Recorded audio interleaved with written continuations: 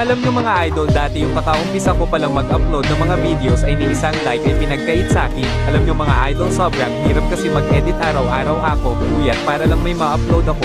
Pero napansin ko sa bawat pag-upload ko ng video ay wala man lang nanonood. Kaya naisipan ko na lang tumigil sa pag-upload kasi wala naman ako mapapala kung ipagpatuloy ko pa to. Kaya nag-upload ako sa panghuli ko sana video. Magpapolog na sana ako nang biglang may nag-comment. Alam nyo ba mga idol, dahil sa isang maikling comment na yun ay parang tumatalo na ang puso ko sa tuwa dahil meron ang pumansin sa video ko. Dahil sa comment na yun ay nabuhayan ako ng loob at pinagpatuloy ko pa rin ang pag-i-upload. Kaya maraming salamat sa iyo idol, kung sino ka man at kung makita mo man tong video na ay maraming salamat sa iyo idol. Ikaw ang dahilan kung bakit andito pa rin ako idol. Kung saan ka man ngayon ay sana magiging successful ka sa buhay mo at sana marami pang taong katulad mo.